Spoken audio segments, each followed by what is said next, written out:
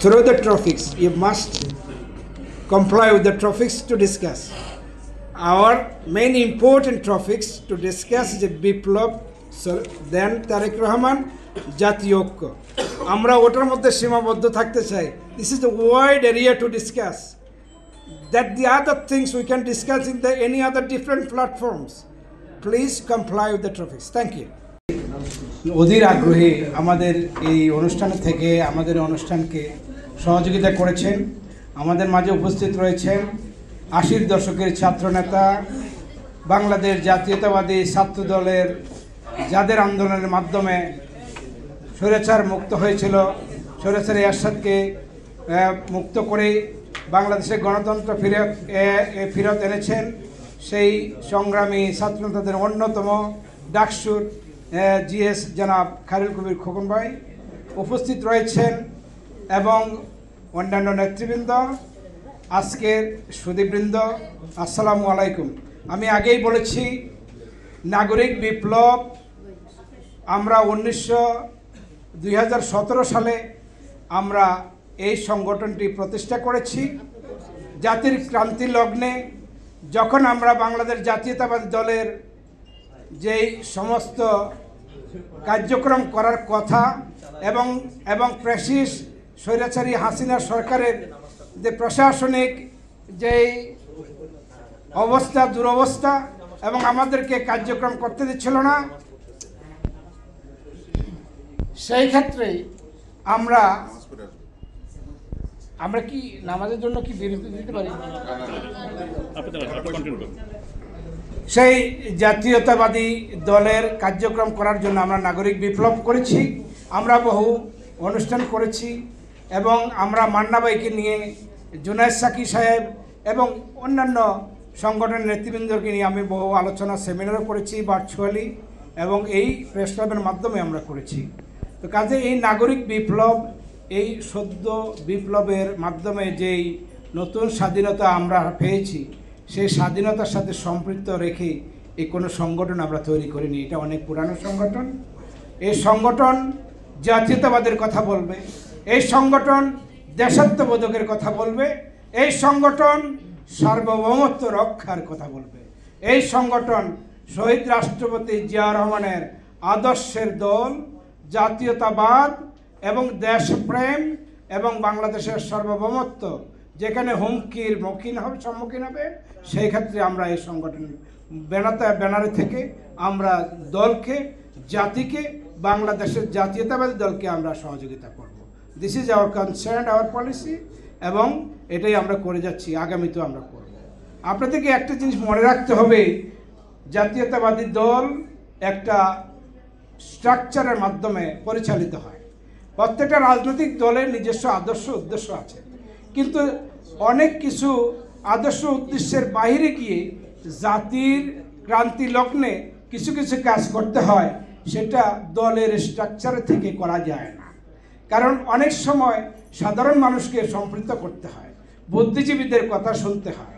কিন্তু আমাদের দলীয় কাঠামোতে আমরা যদি আমরা রাজনীতি করতে যাই, সেক্ষেত্রে আমরা অনেককে আমরা সেই ওপেন স্পেস থেকে আমাদেরকে সহযোগিতা করার জন্য আনতে পারি না। সেজন্য আমরা এই সংগঠনের ব্যানারে আমরা এভাবেই আমরা কার্যক্রম করে যাচ্ছি। আমাদের আজকের মূল আলোচনার টপিক যেটা আমরা বললাম বিপ্লব শব্দটি একদিনে হয় না। বিপ্লবের আগে আমাদের প্রধান আলোচক বলেছেন ক্ষেত্র তৈরি হয় বিভিন্নভাবে, এবং সেই ক্ষেত্র তৈরি হওয়ার পরবর্তীতে আন্দোলনের ইস্যু আসে, আন্দোলনের থেকে বিদ্রোহ থেকে বিপ্লবের পরে আমরা একটা নৈতিক পরিবর্তন আসে, রাষ্ট্র কাঠামোর পরিবর্তন আসে, প্রশাসনের পরিবর্তন আসে এবং দেশের সাংবিধানিক পরিবর্তন আসে। আপনারা ইতিমধ্যেই আপনাদের আনসার অলরেডি পেয়ে গেছেন। আপনারা অতি শীঘ্রই কিছুদিন আগে আপনারা এই পরিবর্তনগুলো দেখেছেন এবং দেশের রাষ্ট্র কাঠামো পরিবর্তনের জন্য বিভিন্ন কমিশন হয়েছে। তারা কিন্তু সেই বিপ্লবের এই পথ ধরেই এই সংস্কারগুলো করছেন, আরও করবেন।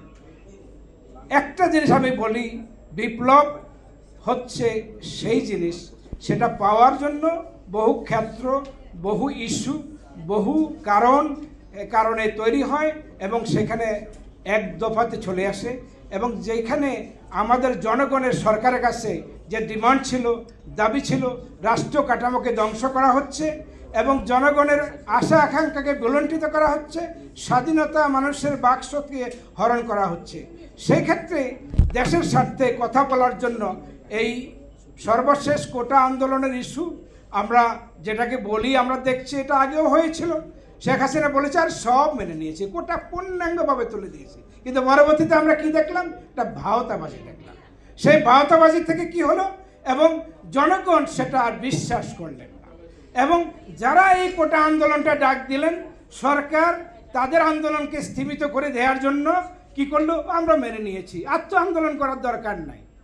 কিন্তু ওই ক্ষেত্রে যারা আন্দোলনের সম্পৃক্ত নেতৃত্বে ছিলেন, যারা অনেক কথা এখন বলছেন, কিন্তু আমি অত্যন্ত ক্লোজ বুদ্ধিজীবী, তো 43 বছর দল করি, রাজনীতির সাথে সম্পৃক্ত এবং সাংগঠনিক তৃণমূল থেকে উঠে আসা রাজনীতি করার লোক, কাজে মানুষের ভাষা, বডি ল্যাঙ্গুয়েজ, হাতের ল্যাঙ্গুয়েজ, এইগুলা অঙ্গভঙ্গিটা ভালো বুঝি। কিন্তু সেক্ষেত্রে কি হলো? ডিওপি অফিসে গিয়ে বলল আমরা ভাঙচুরের সাথে জড়িত না, আমরা আন্দোলনের সাথে জড়িত না। তাহলে আমাদের কেন এখানে ধরে নিয়ে আসা হলো? আপনারা কোথাও আমরা আন্দোলন আমরা বন্ধ করে দিয়েছি, তাইলে কি হলো? তাদের যেই আন্দোলন, কোটা আন্দোলন, তারা আইদার কনভিন্স হয়ে গেছেন, আইদার তারা আত্মসমর্পণ করে ডিবি অফিসে গিয়ে ভালো খাওয়া দাওয়া খেয়েছেন, তারা স্যাটিসফাইড হয়েছেন। কিন্তু দেশনায়ক তারেক রহমান বিহাইন্ড থেকে এটার কিন্তু হাল ছাড়েন। শেষ পর্যন্ত বাংলাদেশ জাতীয়তাবাদী দলের অত্যন্ত তৃণমূলের নেতা কর্মীদেরকে উনি সম্পৃক্ত করেছেন।